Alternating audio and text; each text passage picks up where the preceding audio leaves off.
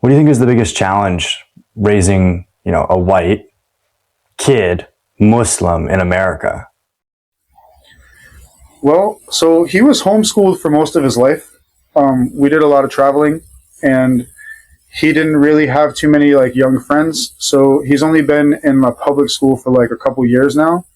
And when he first got into public school, I don't think the kids at that age really cared so much. It's mostly this year. Now he's in fourth grade. So like at the school, he's been called like the T word and this type of stuff. Like typically, the nice suits that you be wearing sometimes? The nice suits you wear? Oh, yeah. Okay, nice suits you wear? Yeah. So when it comes for picture day, I always had my son put on one of them nice suits so he could have a nice suit for picture day, look fly, And the last picture day, he's like, Dad, I want to wear my thobe for picture day at school.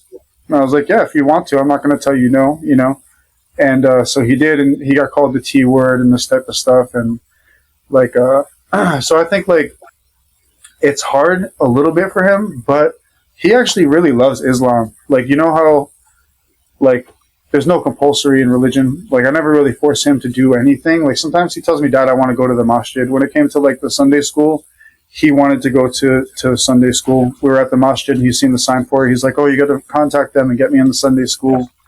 And so I think that he loves his identity. He likes being a Muslim. He even like, Suno. It's like a thing where you can make AI music. He makes AI nasheeds. He'll like take different concepts that he learned in Sunday school and he'll make an AI nasheed and he'll be like, oh, Dad, listen to my new nasheed. So I think that he likes it. And my family is super cool. Like they're non-judgmental.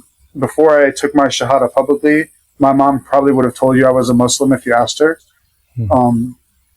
So they have a prayer rug at their house for my son when he sleeps over so he can pray.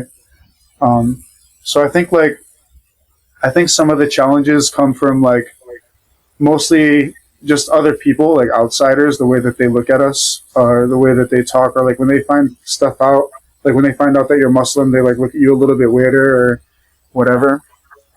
But some people don't care as much as you would think they would. Like I never really had a real like on the books job until a couple of years ago. I used to do a lot of traveling and a lot of like music and art and that type of stuff.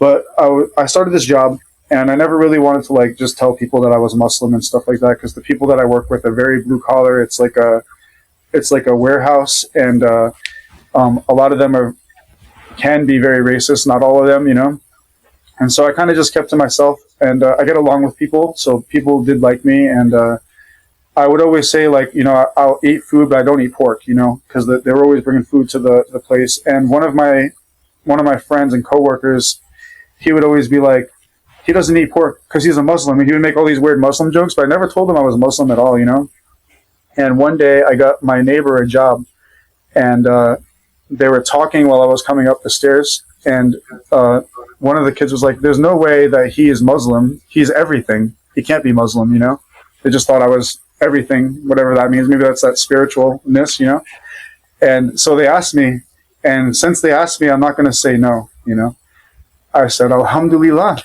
I'm Muslim.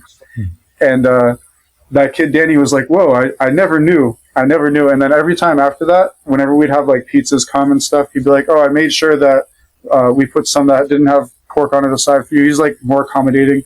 And then he was like, if you need a space to pray, you can make a space in this area of the mezzanine and I'll never bother you. Just tell me when, like super cool, And I was like waiting till I got home and I would like combine my prayers when I got home and stuff like this because I didn't want to like pray at work. I even had I still have a draft in my email that I was going to send to the HR lady to ask for like a private place to pray and stuff like that. But my coworkers were so receptive. They wanted me to feel comfortable. So I got my own space to pray at work and no one bothers me.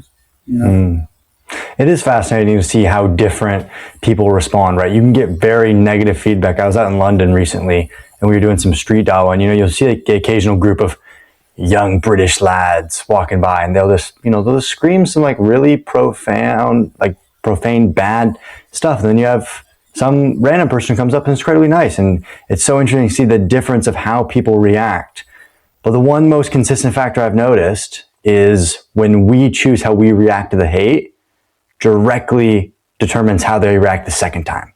Like I see it very rare in person. Someone says something super negative, maybe they call you a bad word, and then you don't respond with any negativity. If anything, you just respond with kindness back to them. Very rarely do I see it's the second time they do it again. Now, sometimes it does. So like if someone was going to if I was going to give advice to someone on like, how should you handle, people saying things to you or joking about your religion, I would say, number one, don't even like acknowledge it at first, right? Just like, okay, whatever. And if they keep doing it, which I had to do this once, I had some non-Muslim friends and they would joke, like, be super sincere with them. Just like, hey, this is my religion. I would genuinely appreciate it if you didn't joke about it, you didn't make fun about it. Like, if you wanted to follow a belief, I wouldn't criticize you for following that belief. And I hope that you can just respect what I'm doing, even if you disagree. So I'll pass it on to you. Especially like, say, I agree. When he comes home and says, sincerity. Yeah, like say he's like, I was called this at school. What do you tell him? How should he react? Like, what do you teach him here? Well, so when it comes down to that, the things that I like to teach him is that a lot of people are insecure with their own religion and insecure with their own beliefs and stuff like that. And sometimes when that happens, they see somebody who is very secure in their belief and very secure in their religion. And when they're unsure what that is and it's alien to them, they're gonna call it something. They're gonna put a label on it. And if you know what that label means and you know that you're not that label, you have to remove that label with your actions, and you have to show them like, this is not me. And if you were to react with violence, then you're gonna prove the kid's point. When the kid said that you're the T word and then you attack him, you're proving his point. But if you show him kindness, you show him love, and you don't like feed into the hate. You're like, you may think that that's what we are, but we're really not that.